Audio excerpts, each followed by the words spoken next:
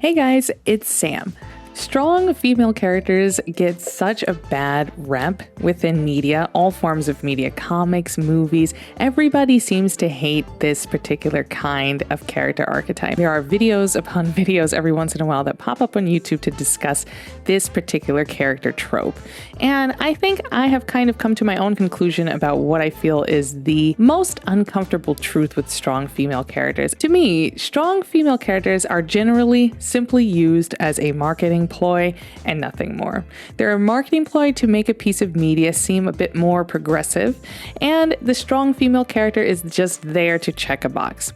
I think if you understand this, all of the flaws with this trope become so much more understandable, and you stop taking the issues with this trope personally. I have a comic where 3 of my lead characters are women, so this is a topic that's really close to my heart. So let's start with the first sort of uncomfortable truth that I feel about strong female characters, and that is they don't have many flaws. A lot of times your strong female character is strong, she's beautiful, she maybe has a lot of admirers, she seems to do everything right. And I think that creates this layer of unrelatability with that sort of character. It kind of makes her untouchable and something that we can't really see ourselves in, which creates a layer between the audience and the character. To me, from a writing standpoint, that's a dangerous game because I want my audience to feel like they can see a little bit of themselves in my character. Another thing that I think is problematic about this overcompensation is that level of perfectionism in the character can actually harm female representation as a whole. A lot of opinions about things come from entertainment and media. And when you portray women in this overly perfect manner, I don't know if it's necessarily a good thing. In fact, I feel it can be pretty harmful. Another thing that I think kind of sucks about strong female characters is I noticed that they tend to lack meaningful relationships with other characters in their story. They're often portrayed as being loners or having primarily antagonistic relationships, particularly with people who are supposed to be their allies. A lot of strong female characters will be kind of bitchy and, so serious and hyper-focused on their goals and not make time for the people who are supposed to be there to help them. And I think that the harm in this is that it perpetuates this idea that strength equals isolation. You have to be alone and you have to do things on your own in order to kind of succeed. Why do writers and directors and comic creators focus on portraying women in this way? One reason that I think so is because they go into their character design thinking, I'm making a strong female character. They go into their character design with almost this marketing buzzword to create a character, as opposed to saying, I'm creating a character and I want to tell this kind of story with that character. When you lead from the character's experience, I think you'll fall into this pitfall that this trope has a lot less. You say, I'm making a character that's going to experience this, and then you look at the demographics, assuming the demographics don't play any part in their story, and you go from there. When you lead with the marketing buzzword, that's when you fall into all of these traps that this trope typically does. An interesting, uncomfortable truth about strong female characters is that they often create the burden of representation, and what that means is these characters are often expected to represent all women, and we all know that women are different. Women are not a monolith. Women experience things differently, but these characters kind of have to blanket represent every single woman out there, so this kind of leads them to being bland and safe and uninteresting. This is another thing about, wanting to use this kind of character archetype to pull in an audience, because you can say, hey, we have this lead character that's a woman who is strong, as opposed to saying, hey, we have this character that's got this really impactful experience and we want to portray that. We want you to see what our portrayal of this experience is. Now, let's talk about what I think is one of the biggest things as well, which is the double standard between male characters and female characters. And I happen to believe there is a significant double standard between how male characters are portrayed and how female characters are portrayed. So I'm a mangaka. I'm working on my own manga, and I have male characters and I have female characters. One of the goals that I have for myself is to portray these characters emotionally on the spectrum. Happy, sad, angry, whatever the case is, all of them experience the full range of human emotion. I don't have any biases towards making my male characters cry or making my female characters angry, etc. But when you take the strong female lead archetype, typically, the male characters are allowed to be flawed and complex. They're allowed to have character arcs and dynamics and different emotional ranges. But the female characters oftentimes are held to sort of impossibly high standards. And I think this is as much an issue with the trope in general as it is kind of with the audience's consumption of this trope.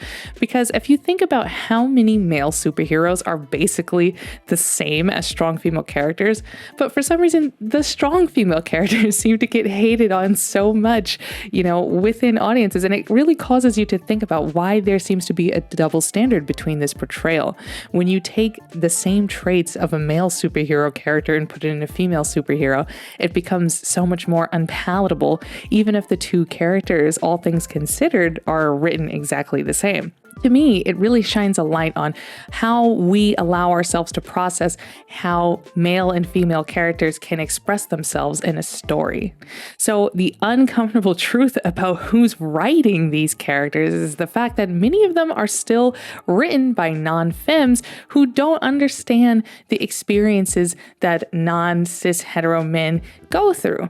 And I think that's a really big point that maybe some people are a little afraid to say, but I'm going to just say it. I do think that the people writing these characters just don't get it. I think that that's why these strong female characters feel so inauthentic to so many women. And I'll give you a primary example. Within the manga community, we all know that manga has a bad track record for how they portray women. There are plenty that have good portrayals of women, but a lot of manga kind of fall short in this category. And obviously, particularly shonen manga are written by men.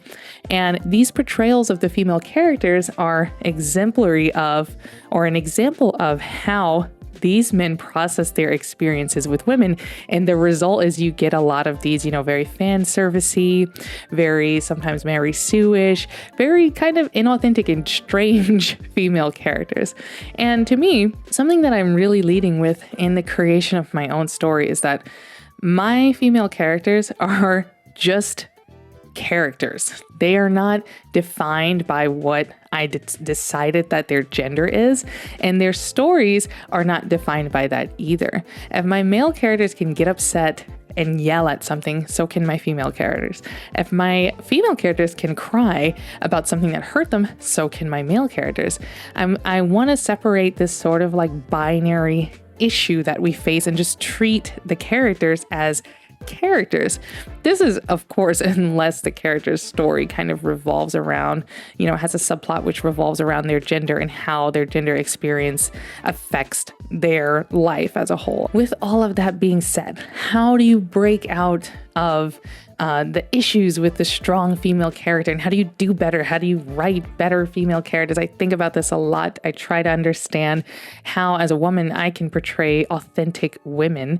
And I think you have to be okay with challenging some societal norms with your female characters. I think, truly well-written female characters may make some audiences uncomfortable, and you have to be okay with that as a writer. You have to be okay with the fact that if you really want to create an authentic and believable female character, you're not going to please everyone with this sort of character by creating this cookie cutter, Mary Sue strong female. You're not going to please everyone if you choose to take, the road of a more, well-rounded female character. You have to know that everything that a male character can experience, so too can a female character. When I'm writing my characters, I don't start with any of that. I start with what is their purpose in the story overall. And I think if you start there, you won't make such humongous mistakes with a trope that seems to tick so many people off like this particular trope does. Some of my desires for my story is that I want to portray women, 3 women who have a shared experience of something tumultuous and a sort of sisterhood that the women experience as a result of this thing. That's something that I don't see touched on a lot.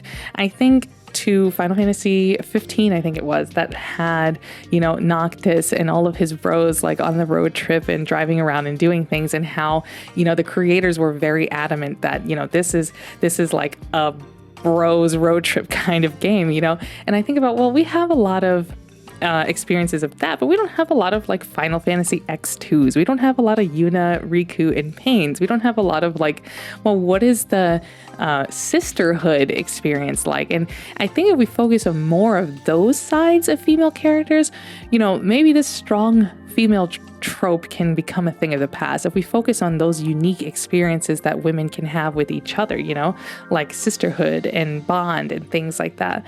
That's something that I'm particularly focused on, bringing forward in my story. That's not to say that the female characters that I create don't have strength and don't have moments of seriousness and physical power. They do. But I also too think that a lot of times the internal strength that you want to portray in a character, they have to get that from somewhere. And how do you as an author create experiences for these characters that they can draw on to get their strength from, as opposed to just, being like a Mary Sue whom inherently has this level of strength. So like, I'm really interested on figuring out how I can authentically portray that in my own work. So overall, I don't think inherently that the strong female trope is a bad one.